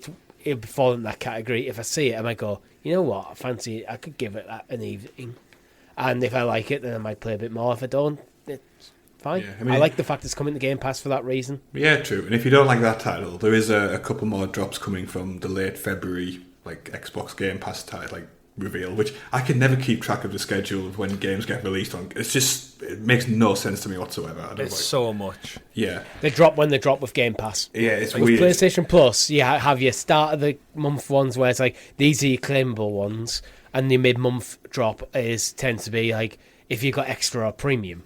Yeah. The library titles. Yeah. Game Pass just drops when it drops. Yeah, but we've got Return to Grace, we've got Tales of Arise, which I know, Richie, you're kind of interested in. Yeah. Bluey the video game, like Bluey. whatever. I'm all Bluey now, lads. Man-Eater, Madden NFL 24, which if you're a sports fan probably is a big drop for you. Indivisible, never heard of that. Space Engineers and Warhammer 40,000 Bolt Gun, which I think is the one I'll check out at some point. I thought you two would be both checking out Man-Eater after the conversation earlier on. That was all Rob. I was the victim in that conversation. Literally. Yeah, let me just I'll save that one to library. But those titles are all dropping between some are live now, and with the exclusion of Warhammer, they'll all be online by the end of the month for you. So check them out if you need something additional to play. My recommendation, if you like your action-focused JRPGs, Tales of Arise is a good game. Play it. Yeah, go for it. Now, I want to close out we've got two more things to cover. We've had a podcast question, sitting in the wings for a while, which we'll answer as the final note. Now, before we go into that, I just want to kind of discuss the contrast between game success and game falling and doing terribly amongst what we typically class as smaller indie studios versus the big players. So, representing the big players, we've got Skull and Bones, which even as a free trial has failed to pass 1 million players, which for a game which is however long in the making, for the world's first quadruple title to fall this hard, I feel is not quite living up to expectations. What's also not living up to expectations, according to Warner Brothers' financial team, which this is going to be the understatement of the century, Suicide Squad falls short of Warner Brothers' expectations. Who knew? I mean, who could possibly anticipate this game not living up to expectations? And to kind of pin home the point, the Helldivers, the original isometric game, has more concurrent players than Suicide Squad has. Oh, the original. Like, this is... That just says a lot, doesn't it? Yeah, like, Chris, you shared the screenshot in our I don't chat. think... It was brutal. I don't think I would have guessed that, to be honest. Yeah. So we have those two titles which have performed abysmally from the big hitters, the big stalwarts of the studios, who are charging $70 for those titles. And then we have Helldivers 2, which is breaking records left, right, and centre. And we also have Palworld, which reached 25 million players in its first month. So I don't know. This feels like maybe like a renaissance for the double A's and the indies, like titles. What I think this is for me. Yeah, there is always that, but I think as a Suicide Squad just never looked good. To be honest, I don't from the original concept just never looked like a good game, and it felt like the games as a service things kind of almost played out. It feels like 10 years too late to get in on it. And Suicide Squad as an IP's never really landed well. Mm-hmm. Skull and Bones, we've talked about that to depth. Palworld came out the gate doing something unique and kind of unique and interesting, even if it is kind of a Pokemon rip-off in places. Mm-hmm. It's still doing a thing that is distinct from that has something that's appealing to people. Same with Helldivers, where Skull and Bones just doesn't have the quality for a £70 game. Suicide Squad just looks off the shelf. Games as a service with a failing DC IP attached to it. So I'm not surprised by any of this at all. No. I'm surprised that Helldivers 1 it's got more players. Hey, that's just hilarious. That the best comment on Reddit as well is this is funny because technically the Helldivers are a Suicide Squad. Yeah, true. Their sole job is going to the planet and you will die and you'll sacrifice yourself for freedom, democracy, etc. There's something definitely to be said, isn't there, about in today's current economic climate, price point as well. $34.99. And what was Palworld? $24.99. Yeah. As opposed to two £70 AAA titles. Seemingly, people are willing to pay half that price for a game that's maybe not as well polished. But again, if the gameplay is fun, then I don't think graphics matter in today's world. If you're dropping the game for £70, you expect £70 quality. Mm-hmm. And I think, again, Sony's first party titles, I think have redefined what the expectations of that AAA quality is. Yeah.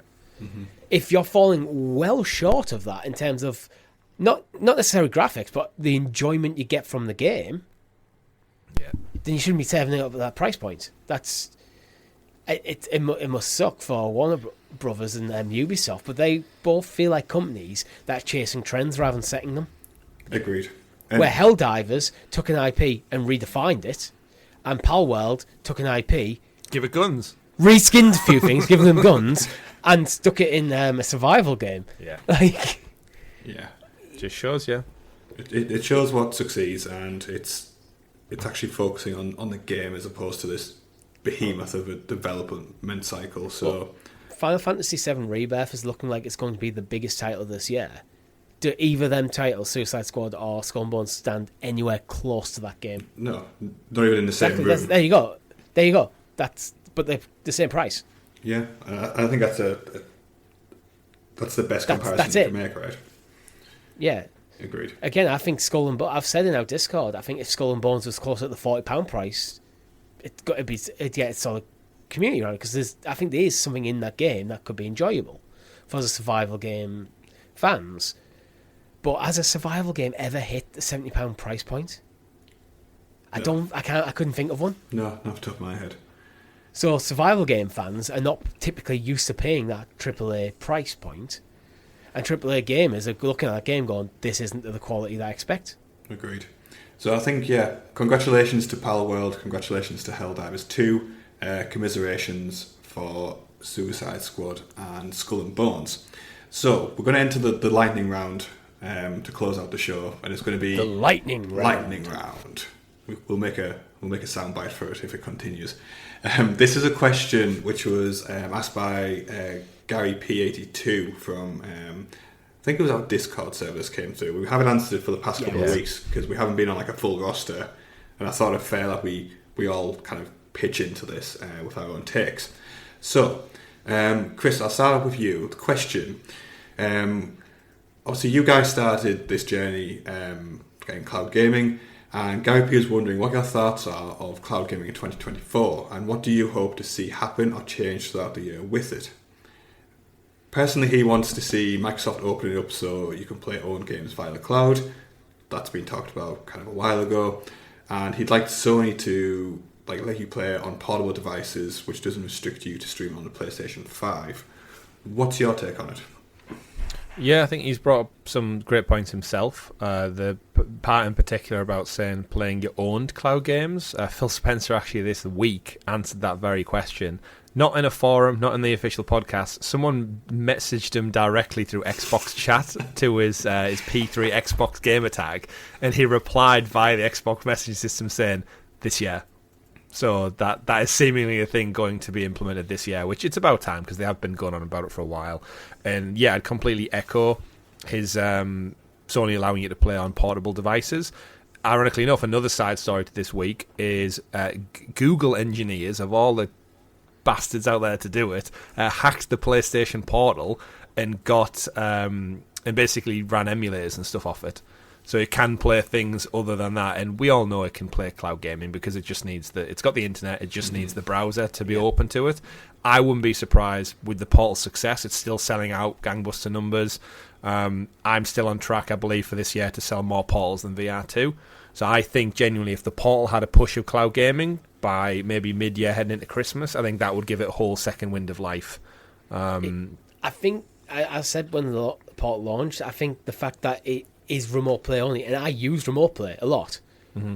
It inhibits the device in a way I just don't think is necessary. If you could just play any PlayStation game that's already available in the cloud on your Portal, then you're not tying up your PlayStation. It then becomes a true second device rather than effectively a controller with a screen. Yeah. But in terms of cloud gaming, though, I think it's staggered quite a lot. I think Amazon Luna are doing absolutely sweet FA. They had a lazy, poor year last year, and seemingly we're 2 months in. What have they got? They just all they do is on Twitter is just promote Fortnite every single damn week, and I'm just, I'm fed up of it now. It's like, great, you've got Fortnite. That's literally all you talk about. Nothing interesting. No new countries, seemingly. No first party, they're literally so far behind even Stadia at this point, it's becoming laughable. Yeah. So that's a poor start. I think Xbox are the champions on this at the moment, so I think it's definitely staggered, but I think it still does have a bright GeForce future. Now. Yeah, I think it's got a bright future. I think GeForce Now, when it comes to cloud gaming, I think they're the gold standard at the moment. Agreed. Yeah. I don't like on a premium service, even at the lower tiers, that there's still potential for queues. I know you get that in Xbox as well, and I don't like that. But with GeForce Now, I've always been critical. Where with Xbox, I'm not just paying for that; I'm paying for the full Game Pass library as well. Yeah. Where with GeForce Now, all I'm doing is paying for access to games that I already have purchased elsewhere. So putting a queue in it or a time limit on my playtime when I'm paying for that, for just them things, I can't get beyond that. I think they need to get rid of that. I will always be critical of it, but I do think it's the best cloud gaming service right now. Yeah, agreed. Despite that criticism. Yeah, I think for me, I want to see GeForce Now kind of just refine the actual delivery of the product. I think the product's fine, it's the delivery of it. And I think they need to redefine the UI and stuff. There's tidying up there, but for me, it's literally if they just went right in all paid tiers, you will have access to your games whenever you want or for how long ever you want. There you go. That's all I want from GeForce Now. Yeah, and then I think I want Sony to just actually put the full body into into cloud. They do well with their streaming stuff. Last week this week I should say, jumped into Resistance Retribution, which was the PSP port that came off because the option was there to just stream it. It's just you open the game page up and just go stream. Same with Star Wars Episode 1 Phantom Menace, the PS1 classic. It was just there and it was download or stream, and I was like, I'm only going to probably play it for half an hour to an hour. Stream? Work great. In recent times, I've actually had better performance out of PlayStation and Xbox and cloud gaming. Mm-hmm. Okay. It's just limited to the console still, which is why you've got those barriers up when you don't need them. Put it on PC browsers better. Put it on the Portal. Put it on mobile phones, and stop limiting yourself by keeping it all internal. And on mobile phones, open up to third-party controllers. I am not buying another... I've got a Razer Kishi. I don't want to buy a PlayStation-specific backbone so I can play through... That I don't like that gatekeeping. It's like, just let me play your games on the device I own. Without having to buy additional your branded hardware. Not with I don't like that. You will play on your Xperia Viao Bravia console controller, Richie.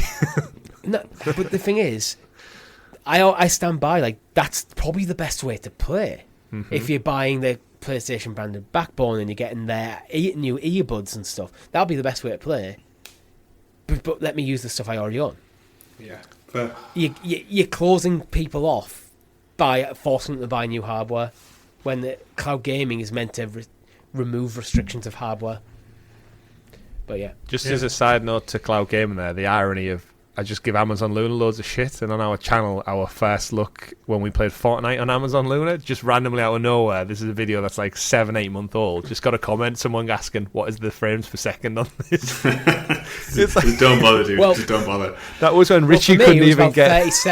for me, it was about 30 seconds after I pressed a button. Richie couldn't even get it to freaking run at all. The irony. Yeah. That's a nice way. Well, Gary, thanks for the question. Sorry it took a while to answer that, but hopefully that's sparked a bit of debate. I'm still optimistic about the future of cloud gaming.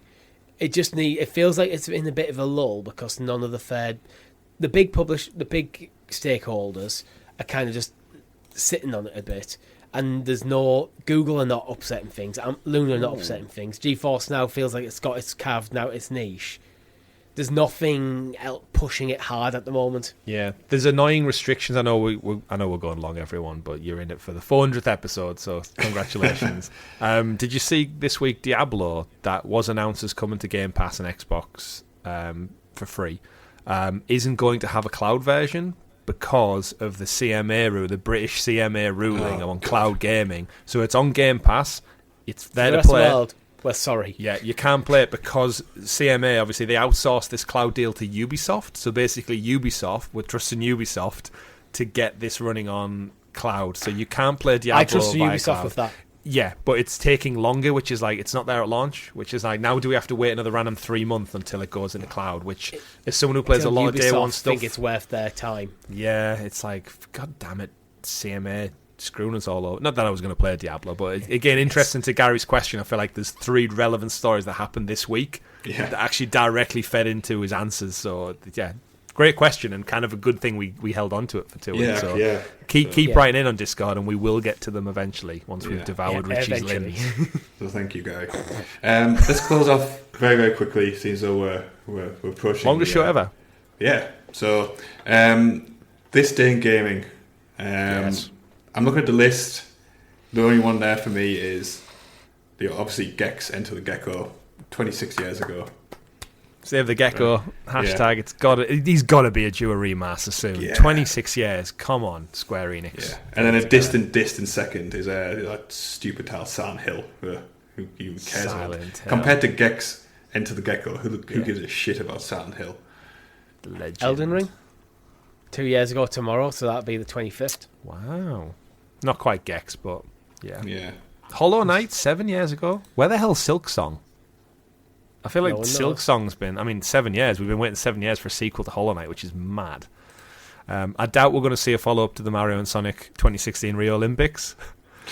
Yeah, the Nintendo... Right. 7 years ago on Monday, which is the day of release, the Nintendo 3DS. What a fantastic piece of console. Yeah. Love the 3DS. So there's your delve into gaming history. That's where we're going to end the show. So thank you very much for staying tuned for what's coming on to 1 hour and 45 minutes. If you remember, you have to comment to have a chance to win that T-shirt.